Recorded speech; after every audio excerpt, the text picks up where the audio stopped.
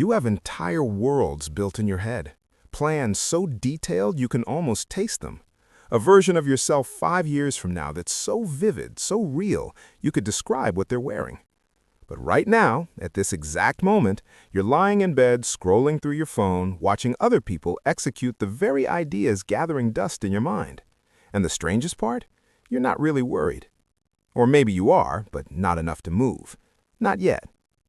There's a particular kind of person the world doesn't quite know what to do with. They're not the classic underachiever who's given up. They haven't lowered their expectations or settled for less. If anything, their standards are almost painfully high. They know exactly what excellence looks like. They can see the path from here to there with surprising clarity. They're just not walking it, at least not today. Maybe not this week. And the version of ambition we've been sold, the one that equates wanting something with relentlessly chasing it, has no framework for understanding them. So we call them lazy. We call them dreamers. We suggest they lack discipline, willpower, that mysterious quality called grit. But what if we've misunderstood the whole thing?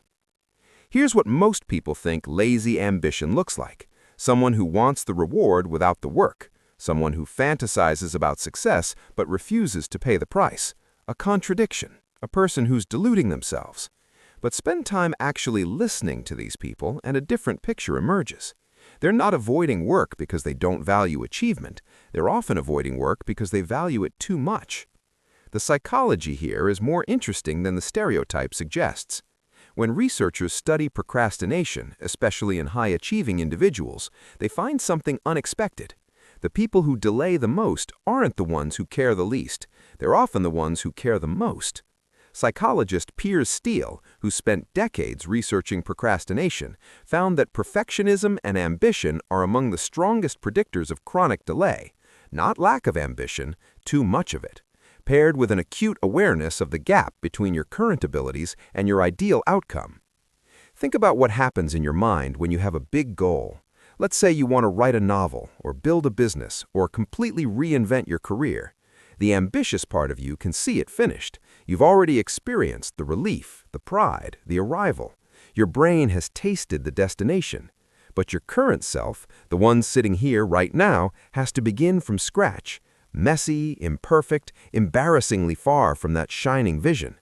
The distance between those 2 points isn't just daunting. For some people, it's paralyzing. This is where the misunderstanding happens. From the outside, it looks like laziness. From the inside, it feels like an impossible equation. Start badly or don't start at all. Produce something mediocre or protect the perfect version that still lives safely in your imagination. And if your standards are high enough, if your ambition is expansive enough, the protection starts to win. There's a concept in psychology called executive dysfunction, and it's worth understanding because it separates genuine laziness from something more complex. Executive function is your brain's project manager. It's what helps you start tasks, switch between them, manage time, regulate emotions, and see things through. When this system works smoothly, ambition and action align pretty naturally. You want something, you make a plan, you execute. But for a significant number of people, this system doesn't work smoothly. It never has. You can have extraordinary vision, stunning intelligence, deep caring about outcomes, and still struggle profoundly with the simple act of beginning. This isn't a character flaw.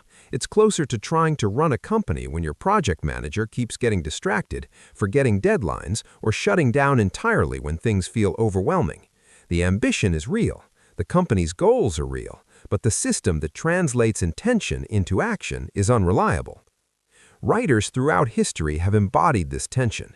Samuel Taylor Coleridge dreamed up Kubla Khan in an opium-induced vision, saw the entire poem unfold in his mind with perfect clarity, then lost most of it before he could write it down. He spent his life speaking brilliantly about works he never finished, carrying ambitions that outpaced his ability to sit still and execute. Was he lazy? Or was he someone whose internal architecture didn't match the demands of consistent productivity? And here's what's worth sitting with for a moment. There's a difference between lazy and low energy, between unmotivated and selectively motivated, between giving up and strategic withdrawal. The person we're talking about often experiences massive bursts of productivity, periods where they accomplish in a week what takes others months. then nothing, radio silence. And this pattern makes sense when you understand how their motivational system works. Traditional ambition operates on a steady burn. You want something, so you chip away at it daily. Small, consistent actions compound over time. But some people's ambition works more like a supernova. It requires specific conditions, high stakes, genuine interest, external deadline, or that rare alignment where the vision and the current moment finally feel close enough to bridge. When those conditions exist, they're unstoppable. When they don't, they're immovable.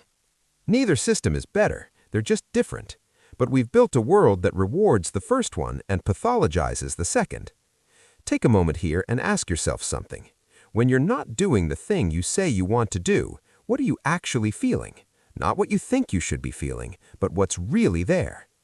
Is it genuine disinterest, or is it fear that you'll start and it won't match the version in your head? Is it laziness, or is it a deep, almost physical resistance to producing work that feels mediocre? Are you avoiding effort, or are you avoiding disappointment? Because here's where we need to be honest. Sometimes this pattern is wisdom. Sometimes it's self-protection that outlived its usefulness. Your brain might be telling you that this particular ambition isn't actually yours, that you've adopted someone else's definition of success, and your resistance is healthy. That takes real self-awareness to admit. But sometimes, and you'll know this if you're truthful, the resistance isn't protecting you from the wrong path. It's protecting you from the vulnerability of trying. The philosopher Kierkegaard wrote about the dizziness of freedom, this vertigo we feel when confronted with our own potential.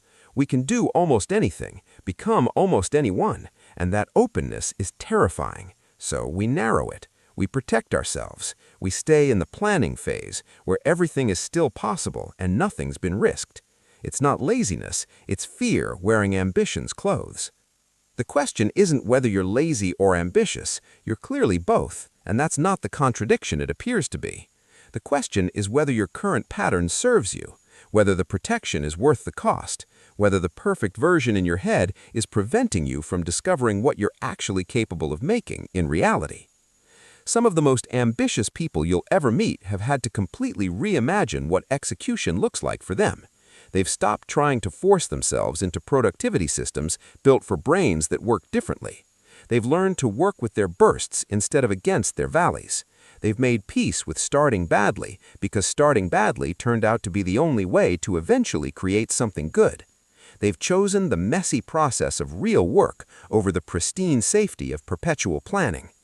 And here's what's quietly true about all of this. Understanding yourself, really understanding how your particular mind works, what motivates it, what shuts it down, what it needs to function, that's not the same as fixing yourself. You might not be broken. You might just be operating with a user manual written for someone else's brain. And once you figure out your actual manual, your own motivational architecture, what looked like a contradiction starts to make perfect sense. You're not lazy and ambitious, despite how strange that sounds. You're someone whose ambition and activation energy live in different neighborhoods. Someone whose vision outpaces their current systems. Someone who needs specific conditions to translate internal worlds into external work.